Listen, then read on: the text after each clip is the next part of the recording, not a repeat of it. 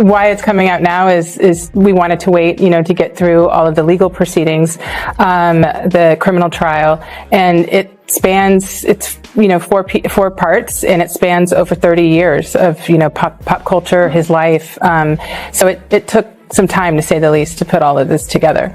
It's an important story, and you could just tell it with all the public material. Mm-hmm. You go further, you've gotten your hands on some extra new material people are going to see for the first time, including this video. Any journalist would want to know how you got it, but it is Sean Diddy Combs in the heat of this, right before the arrest for the trial we just discussed, in private moments, talking to his lawyer, cameras running. He also underestimated that with every celebrity, you do have different claims, and some are completely unfounded. But I think that some of these lawsuits, there's receipts. Mm-hmm. And there's footage, and there's voice recordings. And I think that for a man, it's also very interesting, for the culture of hip hop, so many artists record themselves, and they probably, when they were, recording themselves in 2005, never saw the year 2025 and how accessible that media would be to actually make a case for things. And I think 50 Cent's latest Netflix documentary hit screens on Tuesday and instantly set social media on fire, delivering a hard-hitting deep dive into Diddy's rise to power and dramatic collapse. Fueled by striking revelations, exclusive archival material, and unfiltered perspectives from former insiders, the film moves at a relentless pace, pulling viewers into a high-stakes world that was once hidden from public view. And episode of Time's Sean Combs, The Reckoning, *, former Bad Boy Records employees and artists reflect on the turbulent era surrounding the deaths of Biggie Smalls and Tupac, sharing personal viewpoints and long-held suspicions rather than confirmed conclusions. Through commentary from rapper Mark Curry, Craig Mack's former wife Roxanne Johnson, and Bad Boy co-founder Kirk Burroughs, the episode revisits a volatile chapter where they describe feelings of exploitation within the label and a rapidly intensifying East-West hip-hop rivalry in the 1,990 seconds. Combined, their recollections paint a deeper, more charged picture of an industry shaped by pressure, ambition, and internal power struggles during one of its most controversial periods. We've been hearing from Greg Kading, the detective that worked on Tupac and Biggie's case in this documentary. He is the investigator that did that proper agreement with Keefe D way back in 2008, where Keefe D alleged that Diddy tried to offer him $1 million to take out Tupac and Suge Knight. And Tupac's trial with Keefe D is coming up very soon in early 2026. And we know that Diddy's name has been dropped at least 200 times during these proceedings. And Puff created the atmosphere for both of those guys to lose their life. I honestly, when I look back on it, if he trusted Sean more, it would have been better. But he didn't trust him as much as the way Sean says they were best friends after he was dead.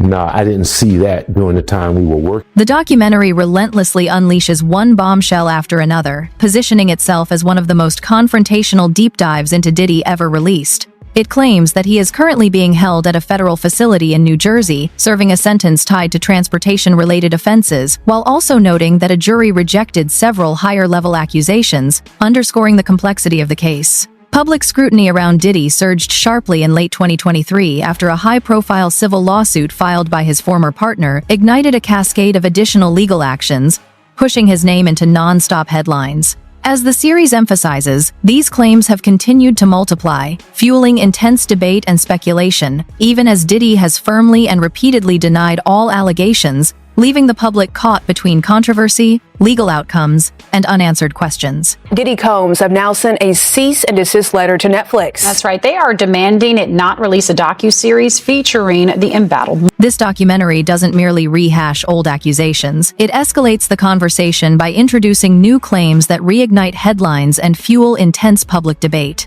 The filmmakers say they obtained rare behind-the-scenes footage of Diddy inside a New York hotel room just days before his arrest, captured by a videographer working with him at the time. The clips reportedly show him discussing next steps with legal counsel and reacting to the overwhelming media storm closing in, moments the series frames as raw and unscripted, presented as a close-up look at the strain, uncertainty, and pressure beneath the public image, the footage is positioned as a stark contrast to the controlled narratives seen on the surface.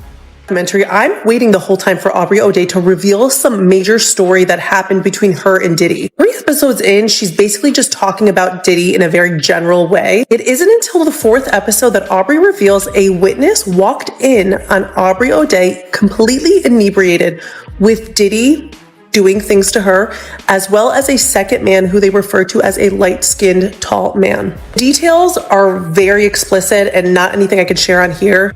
This witness revealed that it was 100% Aubrey O'Day. It was really uncertain in watching Aubrey's reaction and kind of resharing this story whether or not she fully recollected the situation. He says it couldn't have been her choice to become inebriated because that was never her issue. She never really drank a whole ton. The earlier parts of this series, Aubrey does reveal these series of emails that she got from Diddy. They were all in very sexual nature, in a very sexual tone. He's basically asking her to come over and do certain things with him. It's these very domineering emails where he's basically setting the tone that he's the boss. She says that she felt very uncomfortable about those emails, and 6 months later, she was fired. It's highly unusual for anyone to speak this candidly before formal charges, as discussions like these are typically guarded behind strict privacy.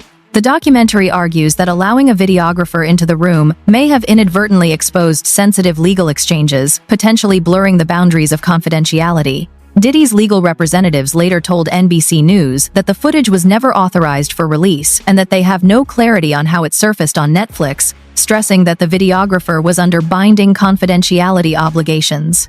They firmly maintain the material was meant to remain private, framing its release as a serious breach rather than an intentional disclosure. Bad boy, we had gotten over CCNY. It looked like the coast was clear. We were renegotiating with Arista. We were about to get a step up in the money. I had 25% of the company. I didn't know why he needed to get that back from me and then give it back to me again. I didn't understand that. That's like a trick. Like, okay, here, I gave it to you, now give it back, and don't worry, I'm gonna give it right back to you. I didn't want to give it up. So he came into my office one day unexpected, him and Kenny Marsalis, they had it planned out. Kenny had the briefcase with all the stock certificates in it, and Diddy had the bat. Not like I'm gonna beat the shit out of you with the bat, but he had the bat like, man, we got to do this. This has to happen. I didn't feel I was gonna get beat down in that office, in all honesty. I got people that can jump out of the shadows in a minute. I wasn't threatened by him. What I was messed up over was the fact that I started this company with you from day zero, and now the one solid thing that you told me I had, you want to take that back and do a return to me on that at this critical time that we're renegotiating and getting a step up on the contract. When he told me it was about all of that renegotiating and that I should trust, I did, begrudgingly, angry, upset. It wasn't right. I did it. He got the stock back. I went on, tried to get over that, kept doing my job, doing what I had to do, delivering everything. And once again, I was caught up in the job. I forgot all about it. And next thing you know, we had the snafu. I was fired. And he just said, oh, okay, bye. And since he had never given me the stock back, he never said that he would pay me anything or give me anything. He just avoided me all these years. Not only did he avoid me all these years, running high and low, I went on and started working with Mary, who the three of us started out. The series further amplifies its impact by spotlighting voices from Diddy's past, including former collaborators, artists, and close associates, who offer insider reflections on his ascent and reach within the industry. Among those featured is Times Making the Band Times alum Aubrey O'Day, who shares her personal experiences, adding depth and perspective to the unfolding narrative. Her account underscores the layered realities of working in the orbit of a figure widely viewed as one of hip-hop's most dominant and influential power players, reinforcing the documentary's portrayal of ambition, control, and complex professional dynamics behind the scenes. With Pac's money, Pac wanted to leave, and it could be some other shit that was going on, but they still created an atmosphere for that. You understand that East Coast, West Coast bullshit. When Suge was trying to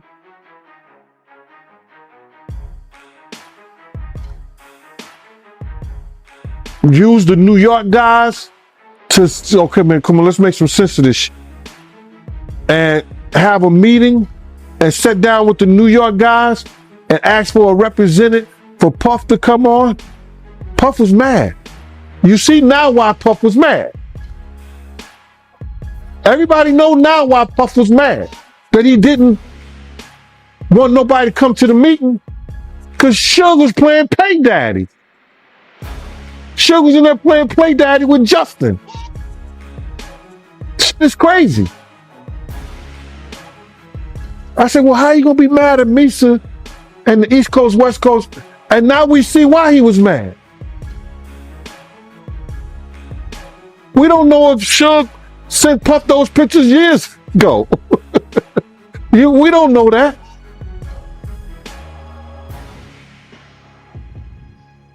But that's why Puff didn't send a representative when Zipman was asking him, man, let me represent, just let me know. Nah, man, F that. They trying to get a black distribution company, a publishing company, all that for hip hop artists and music. Puff and Jay-Z ain't gonna have shit to do with it. And look who get rewarded behind that. So, to answer your question,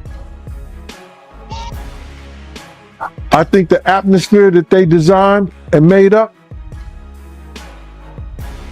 led to what we know was the East Coast, West Coast war. And both of them had some responsibility in that.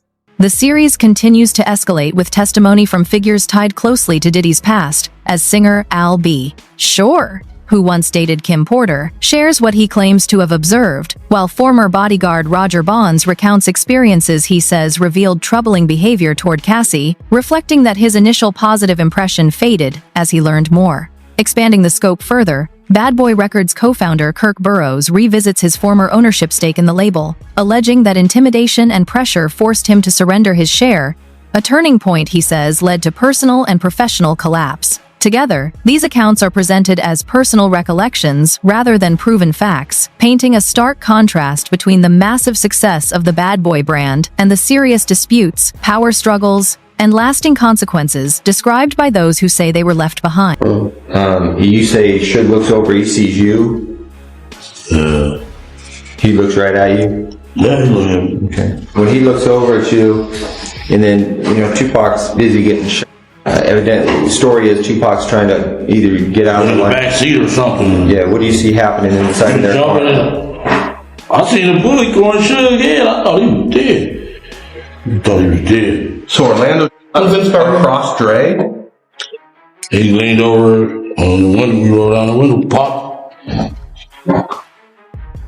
They would drove on my side. I would pop them. You know what I'm saying? But they was on the... Burroughs later pursued legal action of his own, but the case was thrown out due to the passage of time, and he remains entangled in other legal disputes to this day. Episode 2 then pivots into a hard-hitting examination of the infamous Bad Boy Death Row rivalry, the East Coast-West Coast clash that permanently altered hip-hop's trajectory, contrasting Death Row's roster of Dr. Dre and Tupac with Bad Boy's lineup of Biggie, Faith Evans, 112, and Mace. The most striking takeaway from the interviews is the assertion that the artists themselves were not driving the conflict. Instead, participants claim powerful industry figures helped sustain and inflame the feud until it reached a breaking point. Within that narrative, Sean Combs is repeatedly named as a central influence, echoing long-standing claims from Gene Deal that executives, not performers, played a decisive role in pushing the rivalry to dangerous extremes. I'm not gonna go into details on that one. Keep it streets on me. I ain't gonna go into detail on that. Well, I'm gonna go ahead and read from the book. Well, so let them buy the book then. Okay. Well, I'm just going to read this passage.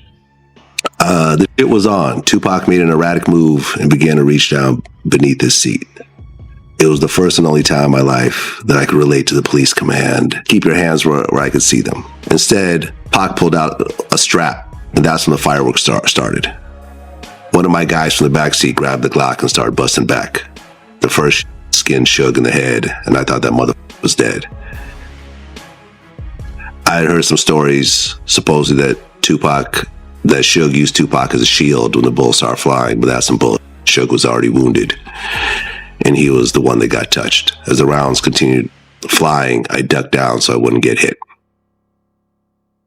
Basically, yeah. The white Cadillac, arm came out the back seat and started letting off.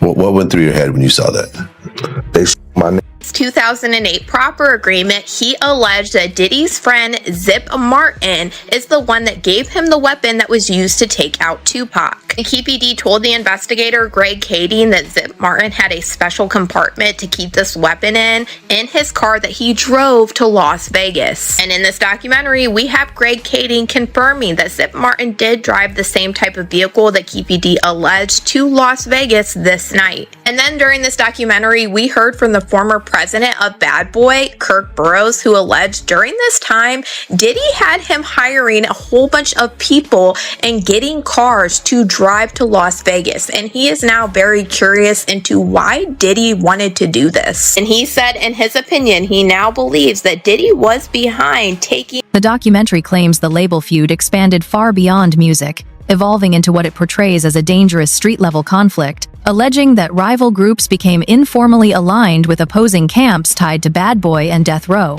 Within this narrative, the series places Diddy at the center of a complex web of associations, citing connections through Eric Von Zip, whom Diddy once described as a family figure to Dwayne Keefe D. Davis, a name long linked to gang-related discussions in New York. Drawing on recorded material referenced in the series and commentary from former LAPD detective Greg Kading, the episode presents Davis recounting his version of events surrounding the 1996 Las Vegas shooting that killed Tupac, including claims about the individuals involved. While these accounts are presented as personal statements rather than proven conclusions, the documentary amplifies their impact by featuring interviews with figures like Keefe D. himself, layering first-hand perspectives that intensify the controversy and deepen the already explosive narrative. That after Pac got Puffy gave Zip $1 million that was supposed to be handed over, and Zip ended up keeping it. And I remember when I interviewed TK Kirkland, who was actually roommates with Zip at one point. They were that close. He actually said, yeah. The feds said that too. He said that actually happened. Well, the story that has circulated was that after Tupac got, Puffy allegedly gave the money. I heard to Zip. Yes. And Zip was supposed to give the money to Keefe and them. Yes. But he never gave the money to him. But thank God he never gave him the money, right? Think about it. If he gave the money, Puffy will be in prison now, money for hire. So thank God. It's just a true story. I'm not saying yes or no. But if he would have gave them the money, it'd have been for hire and Puffy would be locked up. The series intensifies its claims, with Davis alleging that Diddy had offered financial incentives to target Tupac Shakur and Suge Knight, who was riding in the same vehicle during the infamous shooting, assertions presented strictly as his personal account rather than established fact. Davis claims the promised payment never came through, attributing it to Knight surviving the attack and to the funds allegedly disappearing with Eric Von Zip, who has since died. Framed as unproven statements, these remarks are positioned by the documentary as another dark, unsettling layer in a growing web of controversy, further fueling debate and scrutiny around Diddy, while underscoring the gravity and complexity of the accusations being revisited. Been speaking on the situation with Biggie, how he was the one in charge of planning this London media trip for Biggie that he was supposed to be on the night that he was actually unalived. Kirk Burroughs claims Diddy is the one that canceled this trip and Biggie did not want to go out to Los Angeles. And Kirk Burroughs feels like Diddy should be responsible for what happened to Biggie. What Kirk Burroughs alleged next is what's really chilling. He said something that we have heard alleged many times, and he said that Biggie was actually leaving Bad Boy Records shortly before he passed away. Kirk Burroughs alleged that Biggie already signed the paperwork to get out from underneath Bad Boy. Then Kirk Burroughs went on to allege that after Biggie passed away, Diddy came to him and told him to change the terms in the contract that Biggie signed. And he claimed that he was so calculated that he told Kirk Burroughs to just switch out the middle pages. That way on the last page, Biggie's signature would still be there. That way Diddy could allegedly... Burroughs claims that Diddy pushed Christopher Wallace, known to the world as Biggie, to travel to Los Angeles to promote his album despite clear hesitation, a decision that ultimately preceded Biggie's fatal shooting in 1997. He argues that this move effectively placed the artist in harm's way and accuses Diddy of later shaping a public narrative that framed the trip as Biggie's personal choice rather than one driven by outside pressure. Presented as allegations rather than proven facts, these assertions introduce a sharp and unsettling challenge to the long-standing version of events, adding fresh controversy to a chapter of hip-hop history that has remained deeply sensitive and fiercely debated for decades. To go to LA so soon, knowing that Tupac got killed 6 months earlier. The award show season was up. We had to go out there to participate in that. We had records that were nominated. We were a budding, launching company that already launched, and we were successful. We could not go. But Biggie did have an inconvenience. He had a car accident. I think it was in Brooklyn, maybe downtown Brooklyn. He had a broken femur at that time, and he was recovering from that. Big-sized person, could not really sit comfortably in a plane, not even first class, with a cast on. It was uncomfortable. He was talked into going to the LA portion of the trip so that he could be out there ahead of time. He was out in LA so there wouldn't be a big rush and bustle to get him there. So I think he was out there for a good week and a half ahead of time leading into the event. So being out there, we came to follow up and to have that night. And then he was supposed to, as per Arresta's marketing department, Arista, one of the best labels and distribution companies that you can have to back you, the legendary Clive Davis, who's backed so many artists, believed in Bad Boy so much, he put together a marketing campaign that was never seen before that campaign and still wasn't seen, but it was put together so that Biggie could receive an international press junket in London with all press from around the world meeting him that Saturday, Sunday after the Friday award show night. He was supposed to go on an international flight with me. We have the itinerary still to this day. He was supposed to leave that early morning, go to London, and we would be out there for 2 or 3 days, and then he would go back to New York and go home. Diddy called Sean P. Diddy, whatever his name was during that time, called late Friday night, early Saturday morning, saying he's not going to London. Call Arista, cancel it. You go. You represent it. You go. He's not going. He wants to stay here in LA. Kirk then went on to explain that Diddy pulled the budget for Biggie's security on purpose, so he would be left undefended. You have a budget for everything that you do. The budget for Big in LA for the award show ended that Friday night, Saturday morning, when a new budget started to get him from LA to London, where he would be taken care of with security, his friends, and everyone that he wanted to be with him in the style that he was accustomed to handle the press junket. When that didn't happen, that budget was never opened. The budget for LA ended, and there was a great need for security that Saturday night, and he was out without that security. The beef up. And we lost him. And in that decision, what it put us in, that decision put us in the worst situation that we could have ever been in. We lost our number one talent. We're on a West Coast where we're surrounded by enemies who told us not to be here. We really shouldn't have been there, but we were. Now we have to get out of there. At that time, I brought most of the company with me. I had a lot of interns, young people. I had to account for them with their parents. We had to get them home. That weekend, I think we had to get Sean out first. 1, 2, 3 steps in the trunk of a car, moving out the city limits to another airport on that flight out. I stayed until Sunday-ish or so, making sure all the interns, all the executives, every last one of the kids that was out there with us was back east. And then we had to make preparations for Big's family to know where he was at, for them to make preparations to bring him back home a week or so later. Kirk Burrows goes even further, asserting that the bond between Diddy and Biggie was far less personal and supportive than the image Diddy has publicly promoted for years. He claims the two were not especially close, and alleges that Biggie's safety was not treated as a priority, a portrayal that sharply contradicts the long-standing narrative of loyalty and brotherhood. Framed as Burrows' personal perspective rather than established fact, these statements introduce a disturbing counterview that challenges the polished legacy surrounding their relationship and deepens the documentary's exploration of power, image, and accountability. Oh, hi, Gene. How are you? All right, man. You know I ain't seen you since I came to your house and had that conversation with you. How you been? You all right? I've been okay. I've been watching you on Facebook.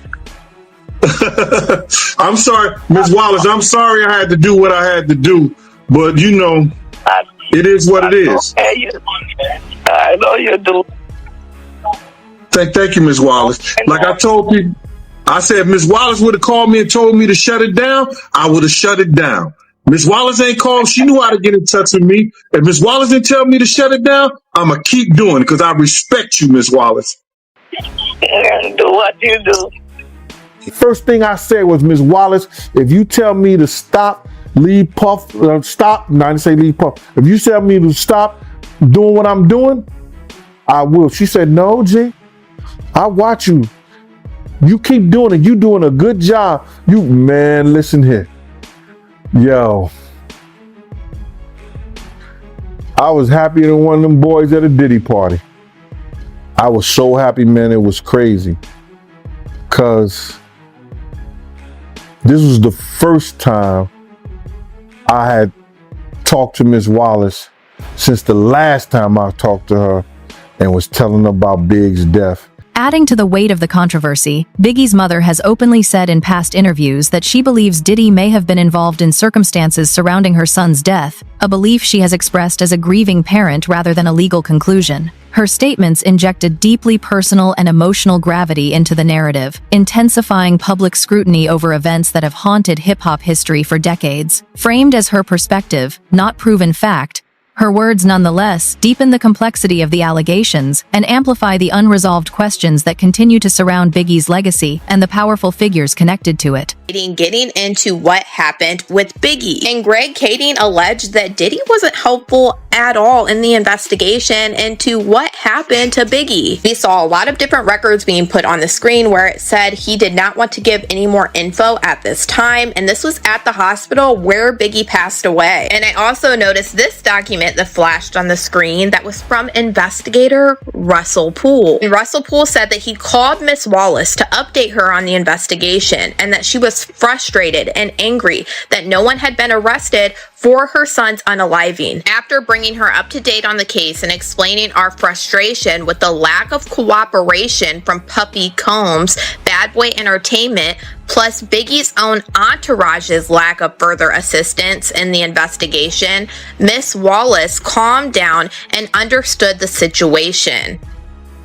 Greg Kading said in this documentary he believed that Diddy did not cooperate with Biggie's investigation because it would have led investigators back to him with Tupac's unaliving. I always remember the saying that when you solve one of their cases, you will solve the other. And that's why I honestly can't wait until Diddy has repeatedly rejected every accusation outlined in the series, and those denials now stand as his primary line of defense as scrutiny continues to intensify. The documentary makes clear that if even a single claim were to gain broader acceptance, it could unravel the polished public persona he has carefully constructed over decades, exposing vulnerabilities few ever expected to see. Framed within uncertainty rather than conclusions, the moment represents a critical crossroads where reputation, legacy, and public perception hang in the balance, with the potential consequences far outweighing anything he has previously faced.